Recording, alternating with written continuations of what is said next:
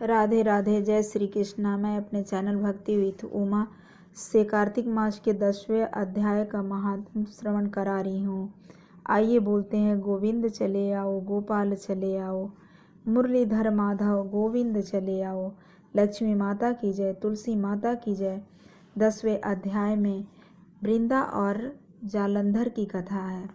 आइए श्रवण करते हैं जालंधर और वृंदा की कथा। वृंदा ने स्वप्न में देखा कि उसका पति सारे शरीर पर तेल लगाकर नंगा भैंस पर सवार होकर दक्षिण दिशा की ओर प्रेतों के साथ जा रहा है। यह स्वप्न देखकर बड़ी ही उसे चिंता हुई। उसे ना तो अटारी में मन लगा न गौशाला में। उसे कहीं भी आराम नहीं मिला तो वो एक वन में गई और वहां से फिर दूसरे वन में चली गई। वृंदा ने 2 राक्षसों को मुख फाड़े हुए आते हुए देखा। वह भागी दौड़ी हुई आई और आगे गई तो उसे शिष्यों सहित एक तपस्वी दिखे। उसने उनसे अपनी रक्षा के लिए कहा।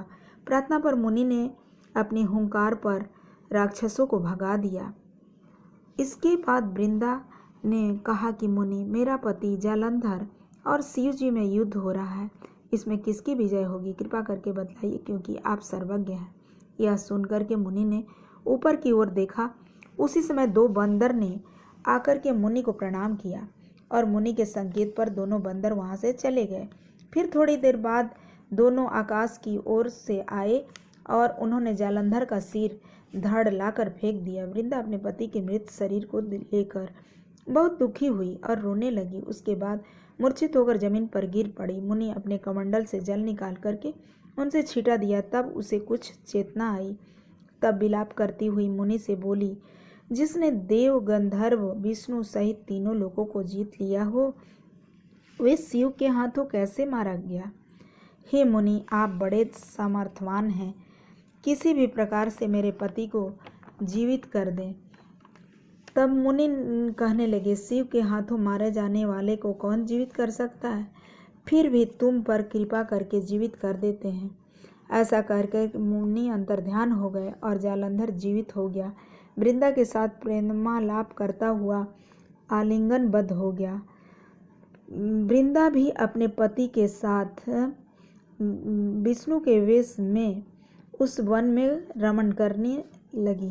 परंतु एक दिन अपने पति के वेश में विष्णु को देख करके बहुत ही क्रोधित हुई और शाप देती हुई बोली, तुमने मेरा पति धर्म नष्ट किया है, इसलिए तुमको श्राप देती हूँ।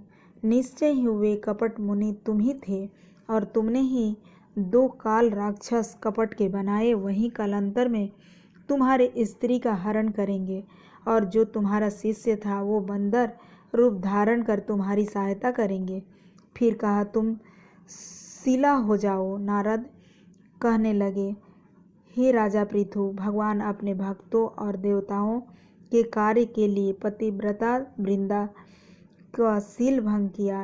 यद्यपि शील हर लेने के बाद उनके मन में बहुत दुख हुआ और बोले, हे वृंदा, मैं तुम्हारे शाप को ग्रहण अवश्य करूँगा, अतः मैं शिला रूप में हो जाऊँगा, परंतु तुम भी वृक्ष रूप होकर मुझको मिलोगी। उसी समय वृंदा अपने पति के चरणों का ध्यान करके विष्णु के को मना करने पर भी अग्नि में प्रवेश कर गई और विष्णु वृंदा के स्मरण करके चिता में वृंदा के भस्म में लौटने लगे।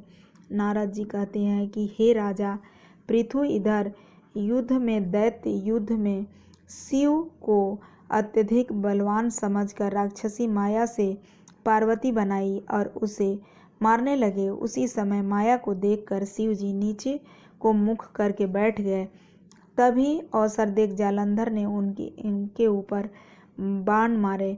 शिव जी को मारे जाने पर संकट में इस तरह से देख करके विष्णु जी वहां आए और शिव जी को राक्षसी माया का ज्ञान कराया। तब शिव जी बड़े भयंकर वेग से राक्षसों को मारने लगे। इस तीक्ष्ण बाण बर्षण के आगे शुभ भी ना ठहरे। वे युद्ध क्षेत्र से भाग गए। तब शिव जी ने उनको शाप दिया कि तुम युद्ध क्षेत्र से भागे हो, इसलिए पार्वती के हाथों मारे जाओगे। उधर जिस समय वृंदा का पतिव्रत धर्म नष्ट हुआ, तभी जालंधर का बल समाप्त हो गया। ठीक उसी समय विष्णु ने अपने सुदर्शन चक्र दिए शिव जी को। उसे अपने ऋषियों के तेज का, पतिव्रता स्त्रियों का, ब्राह्मणों का देह उसमें जालंधर दैत्य के ऊपर छोड़ दिया, जिससे उसका सिर कट करके भूमि पर गिर पड़ा। भूमि पर गिरते ही सर और धड़ अलग होते ही जालंधर फिर शिव जी में तथा वृंदा का सिर पार्वती जी में समा गया। उधर विष्णु वृंदा की चिता में लौटने लगे। तब सब देवताओं ने शिव जी की स्तुति की कि हे महाराज, जालंधर को मारकर आपने देवताओं का बड़ा उपकार किया है, किंतु एक बड़ा अनर्थ हो रहा है। कृपा करके आप उसका भी उपाय कीजिए। और विष्णु जी वृंदा के पतिव्रत धर्म से मोहित होकर वृंदा के भस्म पर लौट रहे हैं और किसी प्रकार का विश्राम नहीं ले रहे हैं। तब शिव जी ने कहा, हे देवताओं, तुम सब भगवान के योग माया के शरण में जाओ, वहीं सब संकट हरेंगे। तब सब देवता योग माया की शरण में जाकर स्तुति करने लगे। बोले, हे देवी, आज सारे जगत को उत्पन्न करने वाली, संकट का नाश करने वाली, सतगुण, तमोगुण, रजोगुण उत्पन्न हुए हैं, ऐसी प्रकृति देवी को हमारा नमस्कार। तुम्हारी माया ब्रह्म हित देवता भी नहीं जानते, ऐसी देवी को नमस्कार है। उस समय देवताओं ने आकाश में एक देह देखा। आकाशवाणी हुई, गौरी, लक्ष्मी, सरस्वती, रजोगुण, तमोगुण, सतोगुण तीनों रूपों में मैं हूँ, वही तुम्हारा कार्य सिद्ध करेगी। तब 3 देवियों ने 3 बीज दिए। कहा, इन 3 बीजों को जहाँ विष्णु हैं वहाँ जा कर के बो दो, अपना कार्य सिद्ध करो। देवताओं ने 3 बीज लेकर वृंदा की चिता पर गए, जहाँ विष्णु लौट रहे थे वहाँ बो दिए। उन 3 बीजों से 3 वृक्ष उत्पन्न हुए। रजोगुण से सरस्वती में आंवला, तमोगुण से गौरी से तुलसी और तमोगुण लक्ष्मी से मालती। लक्ष्मी जी ने अपना बीज ईर्ष्या युक्त होकर दिया था, इसलिए मालती भगवान को प्रिय नहीं हुई, अतः भगवान की पूजा में निंदित है। आंवला और तुलसी भगवान को अत्यंत प्रिय है। इस प्रकार वृंदा ने वृक्ष रूप होकर भगवान का शालिग्राम से संयोग किया। इसी कारण कार्तिक के उद्यापन में भगवान की पूजा तुलसी के मूल में होती है। और नारद जी कहते हैं कि हे राजा, पृथु,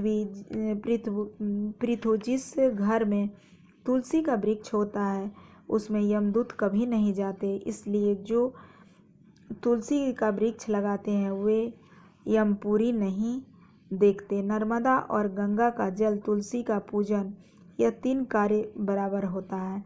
चाहे मनुष्य कितना भी पापी क्यों न हो, किंतु मृत्यु के समय जिसके प्राण मंजरी सहित निकल जाते हैं, वे पापों से मुक्त होकर भगवान के वैकुंठ धाम को पाते हैं।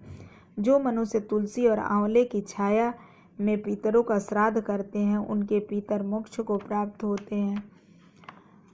जो मनुष्य आंवले का फल मंजरी सहित तुलसी दल मुख में रखता है, वह साक्षात विष्णु के समान है।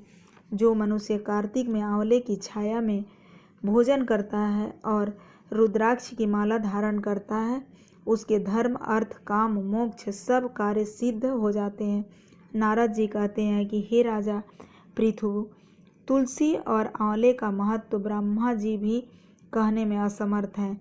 जो कोई भी इस कथा को पढ़ता है, सुनता है और सुनाता है, वह मोक्ष को प्राप्त हो जाता है। बोलो भगवान विष्णु की जय, माता लक्ष्मी की जय। ओम नमो भगवते वासुदेव। 10वें अध्याय का समापन हुआ।